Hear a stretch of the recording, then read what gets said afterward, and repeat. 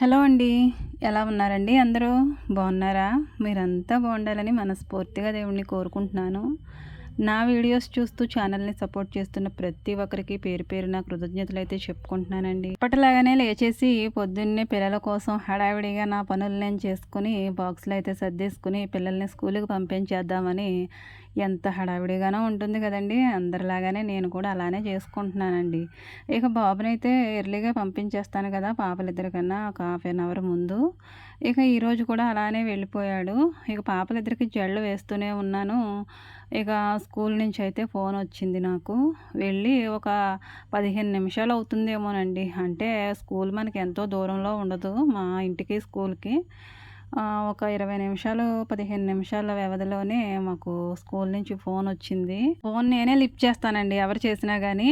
Phone రాగానే school నుంచి ఇప్పుడే వెళ్ళాడు, అప్పుడే స్కూల్ నుంచి ఫోనేంటని ఎవరికైనా భయమేస్తుంది గదండీ! ఏమైనా కంప్లెయింటా ఏంటా అని. నేను చాలా ఆత్రంగా అయితే ఏమైంది సార్ ఏంటని అడిగేలోపు కంగారు పడకండి బాబు అయితే సైకిల్ మీద చైన్ ఏదో తెగిపోయిందంట పడిపోయాడు. గీరుకుంది కొద్దిగా అనైతే సార్ ఫోన్ చేసి చెప్పారు. సైకిల్ మీద నుంచి అమాంతం పడిపోతే కొద్దిగా గీరుకుందంటే ఎవరు నమ్మరు కదండీ! ఇక కంగారుగా అయితే ఇక ఆయనెళ్ళి బాబునైతే తీసుకొచ్చేశారు. సైకిల్ కాబట్టి సైకిల్ అయినా, బైక్ అయినా ఏదైనా గానండి ఒక్కోసారి మన అదృష్టం బాగుంటే ఇలా చిన్న చిన్న గాయాలతో బయటపడొచ్చు. అదృష్టం బాగోలేదనుకోండి ఇక ఆ దెబ్బ మన మీద తగలాలంటే అది పెద్దదైనా గావచ్చు, చిన్నదైనా గావచ్చు ఇక తగిలే తీరుతుందండి.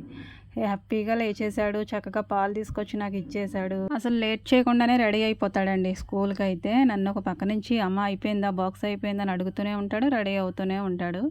ఇక అంతా కూడా సర్దేసి తనకిచ్చిన తర్వాత ఇక మరి స్కూల్ నుంచి ఇలాంటి వార్త వినపడితే ఎలా ఉంటుందండి. చిన్నప్పటి నుంచి బస్సు మీదేనండి వెళ్ళడం. ఎప్పుడూ కూడా సైకిల్ ఇవ్వడానికే మాకు భయం.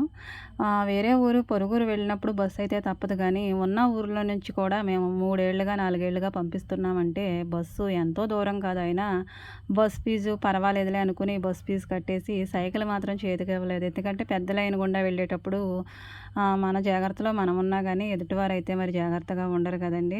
మన మీదకి అనుకోకుండా వచ్చేస్తారు ఒక్కోసారి. ఇక ఆ భయం వలన సైకిల్ అయితే ఇవ్వలేదు. కానీ నేను సైకిల్ ఏసుకెళ్తా నాకు సైకిల్ కొనండి అంటే వాళ్ళ డ్యాడీయే బైక్ మీద అయితే తీసుకెళ్ళి మరలా తీసుకొచ్చేసేవారు సాయంత్రం పూట. ఇక ఇలాగ రోజు ఇలాగ ఎందుకు డ్యాడీ నేను చెల్లోళ్ళది సైకిల్ ఉంది కదా! కొనేంత వరకు దాని మీద వెళ్ళిపోయి వచ్చేస్తానని. ఈ స్కూల్స్ తెరిచినప్పటి నుంచి కూడా ఒక 10 రోజులైతే వాళ్ళ నాన్నగారు తీసుకొచ్చేవారు. ఇక తర్వాత నుంచి సైకిల్ ఏసుకెళ్ళిపోతున్నాడు. బానే వెళ్తాడు, వస్తాడు. కానీ మరి పద్దాక మనతోటే ఉండదు కదండీ టైం అనేది. ఎప్పుడు ఎలా ఉంటామో ఏంటో తెలీదని నేను చాలా భయపడుతూ ఉంటాను. పిల్లలు బయటకు వెళ్ళేటప్పుడు అంటే స్కూల్‌కి వెళ్ళేటప్పుడు కంపల్సరీ ప్రేయర్ చేసే పంపిస్తానండి. ఎప్పటి మాదిరిగానే ఈరోజు కూడా అలానే పంపించాను. అయినా ఒక్కోసారి మన ఒంటి మీద ఉన్న దెబ్బ అయితే తప్పదు. చిన్న దెబ్బ కాబట్టి ప్రమాదం త్రుటిలో తప్పిందని ఊపిరైతే పీల్చుకున్నాం. ఒక్కసారిగా ఇల్లంతా కూడా స్టన్ అయిపోయిందండి. స్కూల్ నుంచి ఫోన్ రాగానే బాబుని చూసేంత వరకు కూడా మా గుండెలైతే పీచుమంటుకుంటూ అసలు మనశ్శాంతి లేదు. ఒక 5 నిమిషాలైతే అలా బాబుని తీసుకొచ్చేంత వరకు కూడా. కానీ మరి ఏం చేస్తామండి? ఏ టైంకి ఎలా ఉన్నా అది మనం యాక్సెప్ట్ చేయాలి, భరించాలి తప్పదు. అదెంత ప్రమాదకరమైనా భరించక తప్పదండి. కానీ దేవుడి దయ వల్ల అది చిన్న ప్రమాదం వల్ల ఈరోజు ఇలా మనశ్శాంతిగా ఊపిరైతే పీల్చుకోగలిగాము మేము. మా ఇంట్లో ఇది చిన్న సంఘటనే కావచ్చు గానండి, ఎప్పుడూ జరగలేదు పిల్లల విషయంలోనూ. ఇప్పుడు కొంచెం కొంచెం పెద్దవాళ్ళు అవుతున్నారు. వాళ్ళంతట వాళ్ళుగా వెహికల్స్ అయితే నడపాలనే ఆశ ఉంటుంది కదండీ! ఆ ఆశ చొప్పునైతే వాళ్ళు ఏసుకెళ్ళిపోవడానికే చూస్తారు. నేను బైక్ ఇంతవరకు ముట్టుకోనివ్వని దాన్ని సైకిల్ కూడా ఇవ్వడానికి నాకు భయమే. కాకపోతే పెద్దవాళ్ళు అవుతున్నారు కదా! దేనికి దూరం పెట్టకూడదన్న ఒక కారణం చేత ఫస్ట్ సైకిల్ ఇచ్చి ఆ తర్వాత బైక్ నెమ్మదిగా ఇంటర్మీడియేట్, డిగ్రీస్‌కి వెళ్ళేటప్పుడు అయినా బైక్ ఇవ్వచ్చులే అప్పటికి కాస్త మెచ్యూరిటీ వస్తుంది. అంతవరకు సైకిలే కదా అనుకున్నాం. దేని మీదైనా కావచ్చండి. ఆ దెబ్బలు మన ఒంటి మీద తగలాలని ఉంటే తగులుతాయి. ఇక మనం ఎన్ని జాగ్రత్తలు తీసుకున్నా అంతే. బాధపడడం తప్ప ఏమీ చేయలేము. పిల్లలు స్కూల్‌కి వెళ్ళిన దగ్గర నుంచి పొద్దున్నుంచి ఒక టైం అంటూ ఉంటుంది కదండీ! వాళ్ళొచ్చే టైం వరకు చాలా ధైర్యంగానే పనులన్నీ చేసుకుంటా. టైం దాటిందనుకోండి వాళ్ళు రాకపోతే ఏ తల్లికైనా కానీ భయంగానే ఉంటుంది. అలాగే స్కూల్కి వెళ్ళిన తర్వాత ఫోన్ కాల్స్ ఏమైనా వచ్చాయనుకోండి, పిల్లలకి ఏదైందో ఏంటో అని అది కూడా భయమే కదండి. వాళ్ళు ఏ బుక్స్ కొనమనో ఏ స్కూల్ ఫీజు కట్టమనో చేసినా సరే నేను ఆ ఫోన్ లిఫ్ట్ చేసే వరకు ఏం చెప్తారో ఏంటో అని చాలా భయపడుతూనే ఆ ఫోన్ అయితే నేను వింటాను. ఇలా గడిగడి గండం కింద పిల్లలు బయటికి వెళ్ళినా, పెద్దవాళ్ళు బయటకు వెళ్ళినా మళ్ళా వాళ్ళు తిరిగి వచ్చే వరకు కూడా ప్రాణం అయితే ప్రాణంతో నిలిచి ఉండడం చాలా కష్టంగా ఉంటుందండి. ఏ ఊరు ప్రయాణం వెళ్ళినా, ఎక్కడికి వెళ్ళినా పిల్లలతోటి ఇంకా ఇంట్లో ఉండే పెద్దవాళ్ళు పనుల నిమిత్తం వెళ్తూ ఉంటారు కదండీ. ఏ టైంలో ఎలా ఉంటామో, ఏ నిమిషం ఎలా ఉంటామో, ఏ రోజు ఎలా ఉంటామో తెలీదు. అంతా బాగుంటుంది. అంతా సంతోషంగా, హ్యాపీగా ఉంటాము. అనుకోకుండా ఇలాంటి కాల్స్ అయితే వస్తూ ఉంటాయి. జీవితాన్ని కుదిపేసినట్టు అయిపోతాయి కదండీ. ప్రమాదం చిన్నదైతే పర్వాలేదు గానీ, అదే పెద్దదైతే భరించడం ఎలా అనే చాలా చాలా భయమేస్తుంది. ఇలాంటప్పుడు నేను ఒకటే కోరుకుంటానండి దేవుడిని. సమస్య ఎంత ఎలాంటిదైనా గానీ దాన్ని తట్టుకోగలిగే శక్తినిమ్మని కోరుకుంటాను. ఇక బాబు రాగానే నాకు చాలా భయమేసింది. రక్తం అనమాట కాళ్ళు నిండాను. ఇక దాన్నంతా క్లీన్ చేసుకొచ్చి డాక్టర్ దగ్గరికి తీసుకెళ్ళి ఇంజెక్షన్, టీటీ అవి చేయించుకొని తీసుకొచ్చారు. ఆ బ్యాండేజ్ ఏసుకొచ్చారు. అప్పుడు తర్వాత అయితే నాకు మనసు స్థిమితపడింది. మోకాలు చెప్పైతే చాలా వరకు చెక్కంతా కూడా ఊడిపోయిందండి. ఎంత ఫోర్స్ మీద పడిపోయాడంటే ప్యాంటు మొత్తం కూడా డ్యామేజ్ అయిపోయిందనమాట. ఆ దెబ్బ తగిలినంత ప్లేస్‌లోనూ చిల్లులా పడిపోయింది ప్యాంటు. ఇక అది చూసేసరికి నాకు చాలా బాధొచ్చింది. ప్యాంటే ఇంతలా అయిపోతే ఆ శరీరం ఇంకెంతలా అవుతుందా? ఎలా భరించాడు ఆ బిడ్డ అని చాలా చాలా బాధ అనిపించింది. తన భయం ఏంటంటే నాకు సైకిల్ ఇవ్వగా ఇచ్చారు. నేనేమో ఇలా పడిపోయాను. అమ్మేమంటదో, డాడీ ఏమంటాడో, నాకు మరలా సైకిల్ ఎవరేమోనన్న దిగులుతోనే ఉన్నాడు తప్ప, ఈ దెబ్బ నాకు ఇంతలా తగిలేసింది, రక్తం వచ్చేస్తుంది ఎలా అనే భయం అయితే ఆ బాధ, ఆ టెన్షన్‌లోనూ తెలియలేదు. ఇంకా మేము సైకిల్ ఎక్కడ ఇవ్వమోననేసి స్కూల్‌కెళ్ళిపోయాడు ఇంటికి రాకుండా. స్కూల్‌కి దగ్గరలోనే అలా అవ్వడం వల్ల స్కూల్‌కెళ్ళిపోయాడు. ఇక సార్‌కి చెప్పాలి కదండీ మరి, ఎందుకలా లేట్ అయింది ఏంటి అని అడుగుతారు కదా!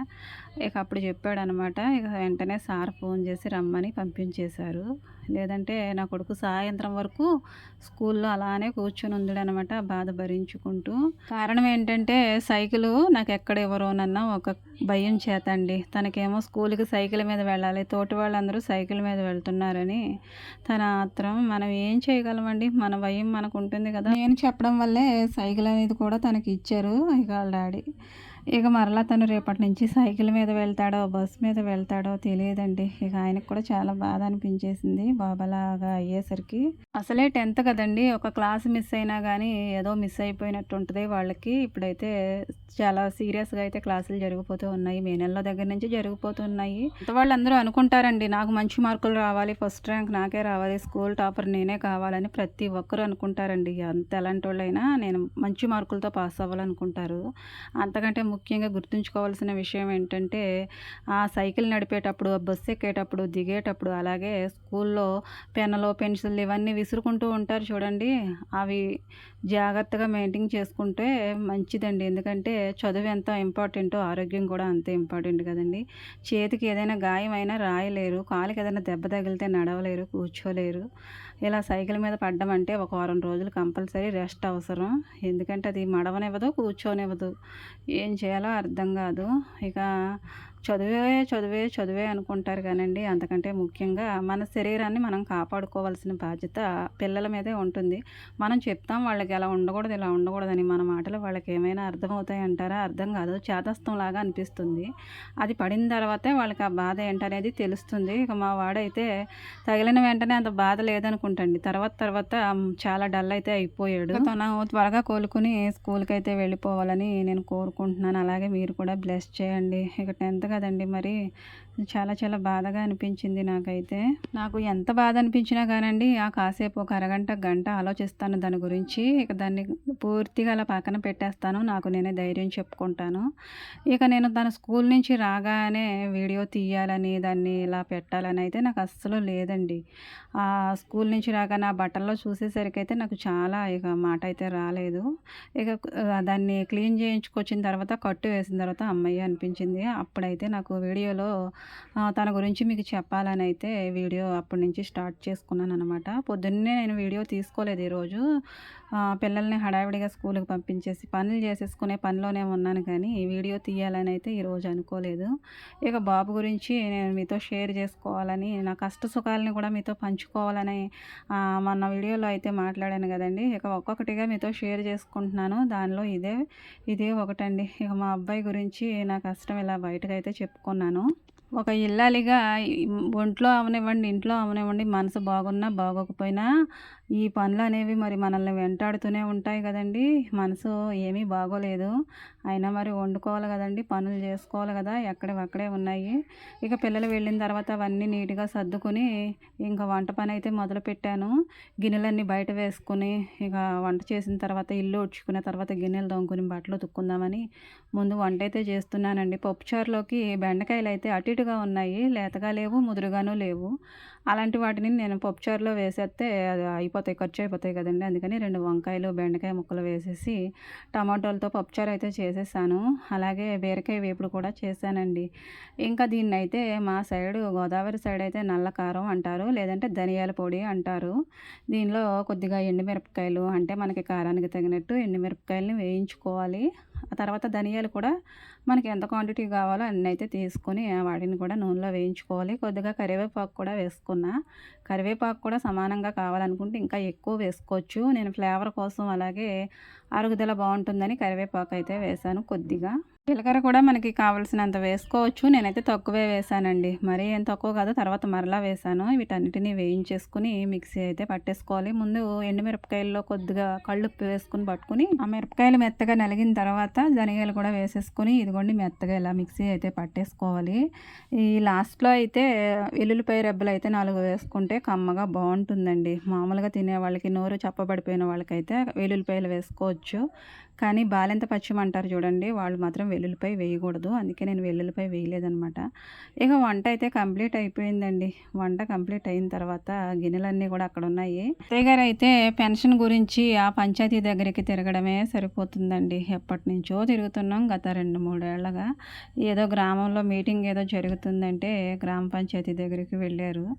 ఇక అక్కడి నుంచి వచ్చేసరికి గిన్నెలు అలా ఉంటే ఇక అక్కడ కూర్చొని తోమేయడం స్టార్ట్ చేశారనమాట. నాకు కూడా వంట పని అప్పుడే కంప్లీట్ అయిందండి. ఇక ఉన్న గిన్నెలన్నీ కూడా తీసుకొచ్చి నేను కూడా పక్కన కూర్చొని ఇక అత్తయ్య తీసుకునే స్క్రబ్బర్ అయితే నేను తీసుకొని నేను తోమేస్తుంటే అత్తయ్య గారు అయితే వాటిని కడిగేస్తున్నారు. ఇలా అత్తయ్య గారు పనికి వెళ్లకుండా ఇంటి దగ్గర ఉంటే గిన్నెలు అయితే ఇలా తోమేస్తారు, నేనేమో కడిగేసుకుంటాను. లేదంటే పొద్దున్నే మాత్రం అత్తయ్య తోమేసి కడిగేసుకుంటారు. ఇక నాకు ఇంట్లో పనులైతే ఇంకా ఉంటాయి కదండీ, అవి చేసుకోమని చెప్తారు. అత్తయ్య పొలానికి వెళ్తే ఇక 2 పూటలు నేనే తోముకుంటాను కానీ ఇక ఇంటి దగ్గర ఉంటే నాకు ఏదో ఒక పనికైతే ఇలా హెల్ప్ చేస్తూ ఉంటారు. ఇద్దరం మీద అలా తోమేసుకుంటాము గిన్నెలు. ఇంకా నాకు ఇల్లు తుడుచుకునే పని ఉంది, అలాగే బట్టలు ఉతుక్కునే పని ఉంది. ఇంకా వంట చేసేసరికి అయితే నాకు 12 అయిపోతుందండి ఈరోజైతే. మరి పొద్దున్నే నేను కాస్త లేట్గానే మొదలుపెట్టాను కదండీ, అందుకని నాకు పని ఈరోజు అసలు అవ్వలేదు. అసలు ఇలా కూడా చేయాలని అయితే నాకు అనిపించలేదండి. అసలు చేస్తానా పని ఈరోజు నేను, ఏదైనా ముట్టుకుంటానా అని అనిపించేసింది నాకైతే. పొద్దున్నే ఏదైనా కష్టం వచ్చినా, ఇంకా బాధ వచ్చినా కానండి, అవి మనలోనే దాచుకుని బయటకైతే ఇక పనులైతే చేసుకోవాలి. తప్పదండి, ప్రతి ఒక్కరము అంతే.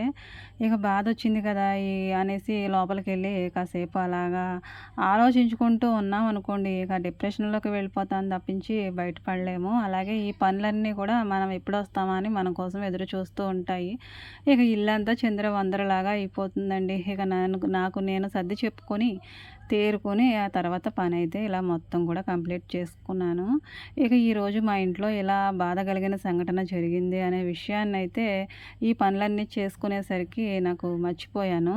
బాబుని చూస్తుంటే బాధ వస్తుంది, ఈ పనుల్లో పడుతుంటే ఇక పనులే కదండి మరి మన లోకం. ఇక అన్ని బాధల్ని మనసులోనే పెట్టుకుని ఈ పనులు వెనకాల పరుగులు పెట్టాలి. ఇక గిన్నెలన్నీ తోమేసి అక్కడ పెట్టుకున్న తర్వాత ఇక లోపల నుంచి అయితే ఊడ్చుకొచ్చేసాను, బయట కూడా ఊడ్చుతున్నాను అనమాట. నేను నిన్నటి వీడియోలోనే చెప్పానండి, అనుకోకుండా చెప్పాను. అనుకోకుండా చెప్పినా కానండి అది నా జీవితంలో నెరవేరిపోద్ది. ఏదైనా అన్నాను అనుకోండి, అది నాకు చాలా భయం అనమాట. ఇక అందుకనే నేను కొత్త సంవత్సరం అన్నా, కొత్త నెల అన్నా, రేపొద్దున్న ఈ రోజు వరకే నాకు ఇష్టం. రేపొద్దున ఎలా జరుగుతుందో నాకు భయం అనమాట, ఇష్టపడను.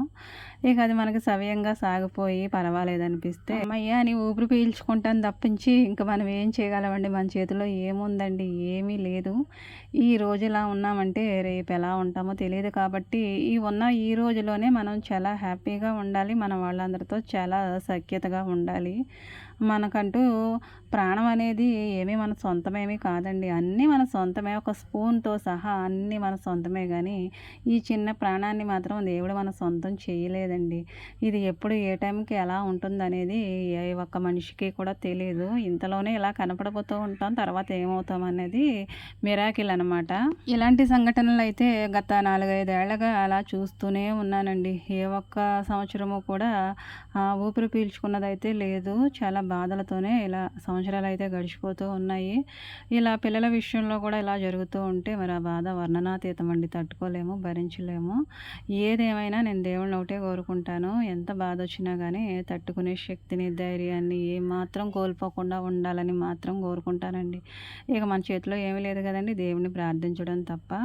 కానీ మనకి బాధొస్తుంది, మనుషులం కాబట్టి ఆ బాధను అలా పక్కన పెట్టుకుని ఉన్న పనులు చేసుకోవాలి. అలాగే ఇక అలా ఉన్న వాళ్ళని కూడా మనం ఓదార్చుకుంటూ మంచి మాటలు చెప్పుకుంటూ వాళ్ళు కోలుకునేలాగాను చేసుకోవాలి. ఏదో నా కొడుకు కాబట్టి నేను ఇలా ఓదార్చుకుంటూ నాకు చేతనైనంత వరకు అయితే నేను సర్ది చెప్పుకుంటూ ఇలా చూసుకుంటాను అనుకునేరు మీరు.